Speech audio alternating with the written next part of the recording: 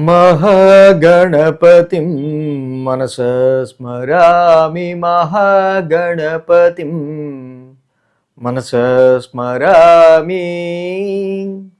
Dear creations family అందరికీ నా హృదయపూర్వక ధన్యవాదాలు. సో అలాగే ఈ వారం 30వ తారీఖు నుంచి సెప్టెంబర్ 5వ తారీఖు వరకు కూడా ద్వాదశ రాశుల వారికి సంబంధించి రాశి ఫలాలు ఏ విధంగా ఉండబోతున్నాయని చూద్దాం. ఈ వారం మేజర్ ట్రాన్సిటల్ చేంజ్ విషయానికి వస్తే శుక్రుని యొక్క స్థాన మార్పు మనం గమనించవచ్చు. కన్యారాశి అయిన నీచ రాశిలోంచి శుక్రుడు తులారాశిలోకి మారుతూ ఉన్నారు. సో శుక్రుడి యొక్క ఈ మార్పు చక్కగా ఇది చాలా వెరీ వెరీ ఫేవరబుల్ అని చెప్పుకోవాలి. ఎందుకంటే శుక్రుడు స్వక్షేత్రమైన తులారాశి ఆయన ఓన్ హౌస్లోకి మారుతూ ఉండటం ముఖ్యంగా. సో ఏదైతే శని కుజుల యొక్క వీక్షణ శుక్రుడి మీద ఉండి చాలా ప్రెషర్ ఫీల్ అయ్యాడు యాక్చువల్గా శుక్రుడు. శుక్రుడి యొక్క స్వక్షేత్ర సంచారం ఇప్పుడు కొంత మనకు రిలీఫ్నిచ్చే ఆస్కారాలు ఉన్నాయి. అలాగే ఇక్కడ ప్లానటరీ ట్రాన్సిట్ చూస్తే కనుక కుజుడు మిథున రాశిలో గోచారంలో ఉన్నారు, గురుడు ఉచ్చస్థితిలో కర్కాటకంలో గోచారంలో ఉన్నారు, రవి బుధ కేతువులు సింహరాశిలో గోచారంలో ఉన్నారు, శుక్రుడు తులారాశిలో, రాహువు కుంభరాశిలో, ఇక శని వక్రించి మీనరాశిలో సంచారంలో ఉంటూ ఉన్నారు. చంద్రుని యొక్క గమనం కూడా మనం చూసినట్టుదే కనుక ఇక్కడ మీనం, మేషం, వృషభం మీదుగా చంద్రుని యొక్క సంచారం కూడా కనిపిస్తుంది. సో ఈ విధమైన ప్లానటరీ పొజిషన్ అండ్ చంద్ర గమనం ఆధారంగా ద్వాదశ రాశుల వారికి సంబంధించి రాశి ఫలాలు ఏ విధంగా ఉండబోతుందనేది చూద్దాం. వృశ్చిక రాశి వారికి సంబంధించి చూద్దాం. వృశ్చిక రాశి వారికి చూస్తే కనుక వీళ్ళకి భాగ్యంలో గురుడు, దశమంలో రవి, దశమంలో బుధుడు, దశమంలో కేతువు, వ్యయంలో శుక్రుడు, ఇలా 5 గ్రహాల యొక్క అనుకూలత వృశ్చిక రాశి వారికి కనిపిస్తూ ఉంది. సో దీనిలో ముఖ్యంగా భాగ్యంలో గురుడి యొక్క సంచారం అద్భుతమైన సంచారం వృశ్చిక రాశి వాళ్ళకి సంబంధించి మనం చూస్తే కనుక. సో ఎందుకంటే అష్టమ స్థానం దాటి వచ్చాక ఆయన గురువు గారు ఇక్కడ వీళ్ళకి ఏదైతే ఈ యొక్క భాగ్యస్థాన సంచారంలో ఉన్నారో చాలా వరకు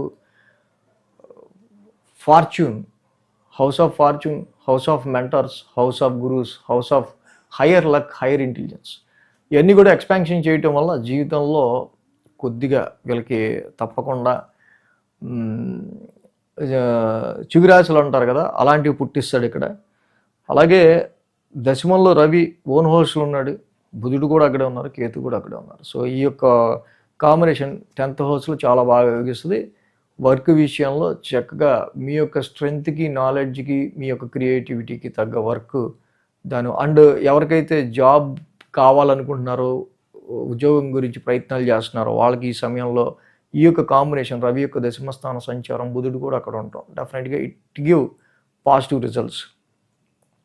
శుక్రుడు 1000 స్థానంలో ఉన్నారు. జనరల్గా మిగతా గ్రహాలని 1000 స్థానంలో మనం అంత కన్సిడర్ చేయం.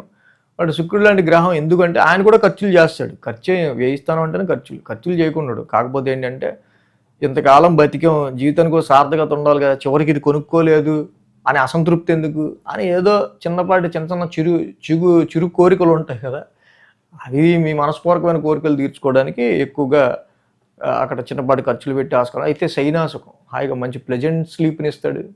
ప్లెజెంట్ స్లీప్ ఇవ్వటం కావచ్చు, కొంత మైండ్ ప్లెజెంట్గా ఉండటానికి కావచ్చు, ఇక్కడ శుక్రుడు బాగా ఉపయోగపడతాడు. 5, 6, 7 స్థానాల మీద చంద్రుని యొక్క సంచారం. ఎప్పుడైతే ఇక్కడ మనకి 5, 6, 7 స్థానాల మీద చంద్రుని యొక్క సంచారం ఉందో మంగళ, బుధ, గురు, శుక్ర, శని 5 రోజులు కూడా చంద్రబలం కూడా ఈ రాశి వాళ్ళకి అనుకూలంగా ఉంది.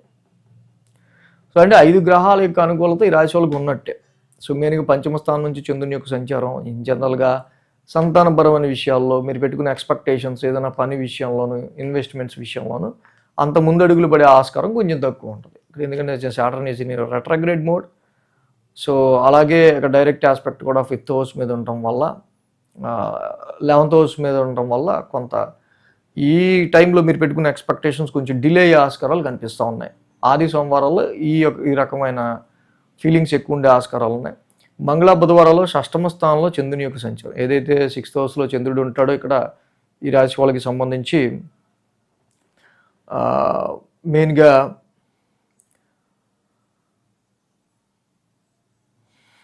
అష్టమ స్థాన కుజుడి సంచారం మాత్రం కొంచెం మనం సీరియస్గా తీసుకోవాలి. ఎందుకంటే ఈ రాశికి రాశ్యాధిపతి కూడా, పైగా షష్టాధిపతి కూడా. Take care about your health matters. Eighth house విషయంలో ముఖ్యంగా అత్తగారు మామగారితో మంచి సఖ్యత మెయింటైన్ చేసే విషయంలో కావచ్చు. దాంపత్య జీవితంలో అనవసరంగా మొగుడు పెళ్ళాలు వాళ్ళ మధ్య పోరాటాలు లేకుండా, ఎందుకంటే Mars is the planet of fighter. అష్టమ స్థానంలో ఉండటం వల్ల పోరాటాలు ఎక్కువ ఉంటాయి. కాబట్టి కూల్ డౌన్ అనుకుంటే ఇద్దరు సర్దుకుపోతే మంచిది. ఇద్దరిలో ఎవరు తగ్గకపోతే గొడవ ఎక్కువ అయిపోద్ది, అది గుర్తుపెట్టుకోవాలి.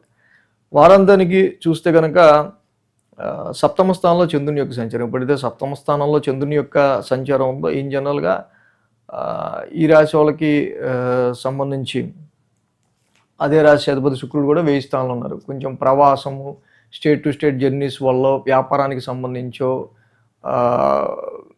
లైఫ్ పార్ట్నర్ రీచానో, ఇలా కొన్నిసార్లు కొన్ని విషయాలు కొన్ని ఖర్చులు అనేవి మనకి వారాంతానికి కనిపిస్తూ ఉన్నాయి.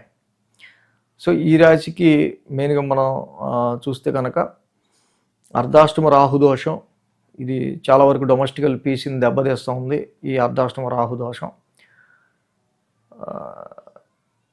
అలాగే కుజుడు మెయిన్గా మర్చిపోయాను, కేజింపావు కందులు, ఒక రెడ్ క్లాత్ కంపల్సరీగా కుజుడికి దానం చేయడం అనేది చాలా మంచిది. సుబ్రహ్మణ్య స్వామి ఆరాధన డైలీ, ఆయన ఆలయం దర్శనం చేసుకోవడం, ధరణి గర్భ సంభూతం డైలీ చదువుకుంటే ఇంకా మంచిది. సో కుజుడికి మాత్రం రెమెడీ చేసుకోకుండా ఉండకూడదు, ఎందుకంటే రాశ్యాధిపతి కాబట్టి. మన ఆరోగ్యం బాగుంటే, మన ఆలోచన బాగుంటే, మన మనసు బాగుంటే అన్నీ బాగుంటాయి. కుజుడు బాగుండకపోతే మీకు అన్నీ వీక్గా ఉంటాయి. కాబట్టి కుజుడికి కంపల్సరీ స్ట్రెంగ్తెన్ చేసుకోండి వీటితో. ఈ వీడియో కనుక మీకు నచ్చినట్లయితే లైక్ చేయండి, షేర్ చేయండి. మరిన్ని అప్డేట్స్ కోసం సబ్స్క్రైబ్ చేయడం మాత్రం మర్చిపోకండి.